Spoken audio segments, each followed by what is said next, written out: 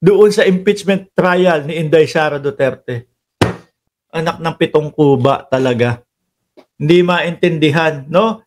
Kaya isa ho, mga kababayan, sa iniisip ng ICC, maisingit ko lang, no? Isa sa iniisip ng ICC na hindi natin pwedeng pagkatiwalain itong mga Duterte. Paiba-iba ng mga sinasabi, no? Hindi natin alam kung may sapak o wala. Di po ba? Ang gulo ho nila, mga bossing. Handa kami, ready kami, no humarap. Pero dismiss natin yung trial. Ay nako. Anyway, lumabas na naman po, mga bossing, ang kulubot na sisiw. Ngayon, dumako tayo dito. Saan ba tayo? Dumako tayo dito, mga bossing. Nako, eto.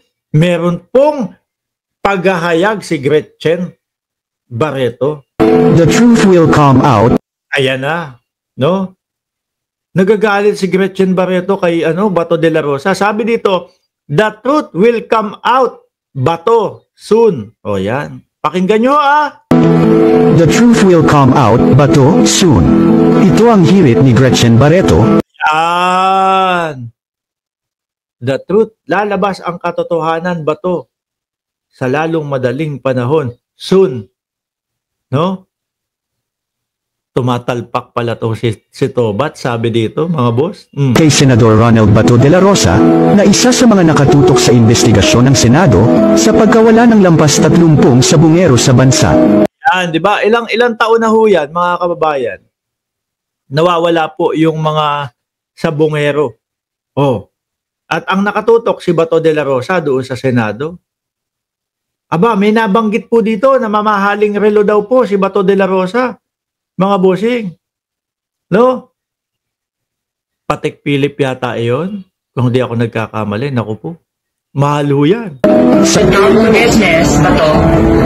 Stop grandstanding. Just get down to the investigation.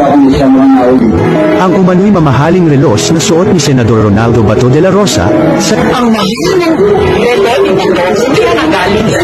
Saan daw nanggaling yung relo? Ay, hindi. May pinakita si Bato de la Rosa ho, mga bossing. Seiko yata, Seiko. No? Pinakita, Seiko. Pwede naman kasing ganito diskarte niyan eh. Nakita natin, mga kababayan, no, nakarelos si Bato de la Rosa. Siyempre, kapag ka na-picturean ho yan, malayo. Diba? Hindi mo naman pwedeng picturean. Tingin niya yan, picturean ko yan. Ebidensya yan na mamahalin yung mga relo mo.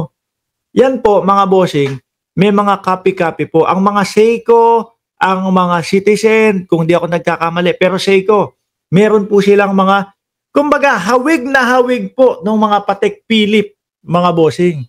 No? Mga hawig na hawig, pero ang pangalan, Seiko. Ito, Seiko Patek Philip. Oh, style. Kagaya ho niyan, mga bossing. Oh. Di ba? Ayan, oh, yan, oh, di ba? Oh, yan, oh. Seiko, pero ang itsura po ay yung Patek Philip na Nautilus. Malamang siguro napaghandaan na to ni Bato de la Rosa. Na ano ho? Naku, sasabihin ng mga yan, ang sweldo lang ng senador ganito lang. No? 300,000 lang. Tapos itong relo ko, Patek Philip Nautilus, mga kababayan, ano po yan? Kumbaga, iilang piraso lang po ang ginawa sa buong mundo niyan. At kung makikita nyo po, sila, kung hindi ako nagkakamali, Leonardo DiCaprio, yung mga may suot niyan. Mamahalin po talaga. Diba?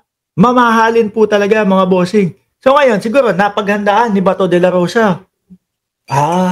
Ang Seiko may copycat nito eh. Ayan oh. Oh, diba? Ganyan po ang Nautilus, mga bossing. Gagawin ko, bibili ako ng kapareha. Bibili ako ng Seiko.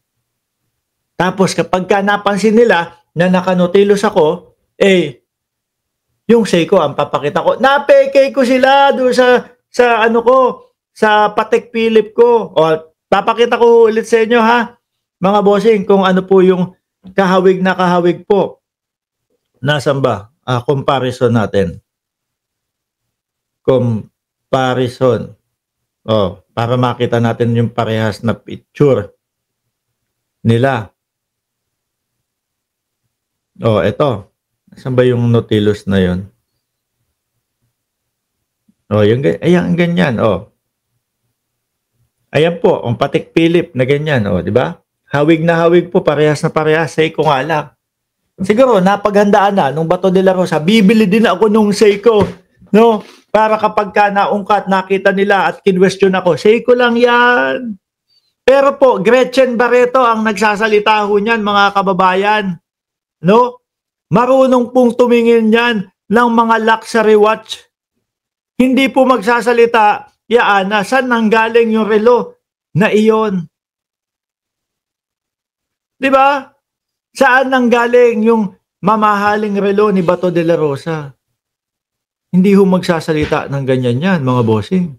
My God. A senator has not watched. Oh my gosh. Kitama pa ni Gretchen, maging si Bato raw ay naglalaro ng sabong. Oy, oh, sabungero din pala si Bato, sabi po ni Gretchen. Sabi ni Ray Piñoco, Mars Daytona lang, white, ceramic, pwede na, ay, hindi ko suot. Joke lang, wala ako nun. Joke lang, wala ako nun.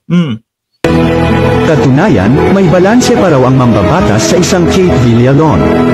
Sa huli, May balance pa. May pake. Kapag kaho kayo ay sugarol, mga kababayan, ang tawag po dyan, pake muna. No?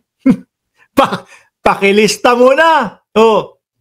May pangalan pa, Kate Villalon daw ho, mga bossing. Diba? Sabi ni A Lonely TV, original Rolex, milyon.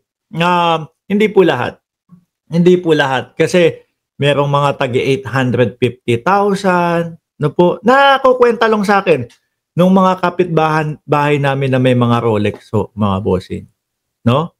Milyon. Yan, Patek Philippe. Talagang milyon ho, mga kababayan. Pero yung mga date jazz, ayan, merong mga 700, merong mga 600,000. No po? Yun ay kung o-orderin nyo mismo, mga bossing, sa mismong Rolex. Kaya lang, hihintay kayo. Minimum 6 na buwan. Minimum 6 na buwan. Maximum ho, mga kababayan, 1.5 buwan. Isang taon at kalahati. Naikwento lang ho sa akin, mga kababayan, nung kapitbahay namin na mahilig pong umorder ng Rolex. Oh, sabi niya pa, pagkadating nung relos ko, order na ako ulit. Bakit? Sabi ko, kakabili mo lang. Hindi, 1 year and a half mo pa naman yun hihintayin eh. Oh, di ba? ay sinabi ni Gretchen na malapit nang lumabas ang katotohanan. Maniniwala ba kayo dito kay Jordan G? Isa din tong chismoso eh. May Rolex collection yan, si Boss Mark. Maniniwala ka dyan? Oy, wala nga ako suot, oh. Tingnan nyo nga. Kayo maniniwala dyan. Ilabas natin yung mga talagang mga The truth will come out na to soon. Talpakero din pala si Bato tapos nagpapaki pa ho, mga kababayan. Yun ho kaya kaugnay dito, mga bossing, doon sa mga nawawalang sabungero, sa tingin nyo ho, kaugnay ho kaya yun, mga boss? Kasi ayan, Gretchen Barreto, nilaglag si Bato sa pamamagitan ng pagsasabi, nako, saan kaya galing yung Bato, yung relos mo na mamahalin?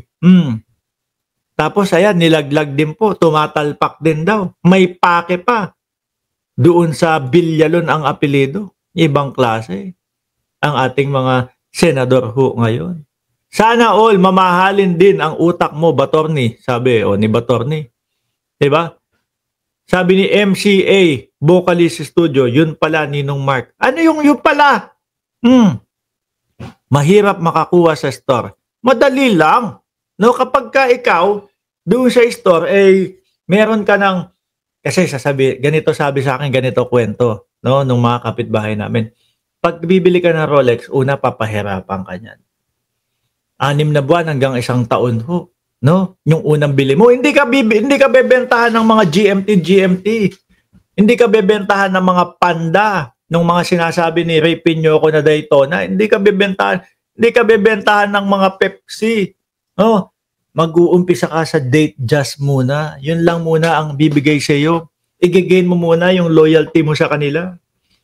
Kapag ka nakabili ka na noon, nangyari yung transaction na yun, naku po, yung mga GMT, yung mga Pepsi, Sprite, o root beer, yung mga ganyan, nako, madali mo na lang makukuha yan.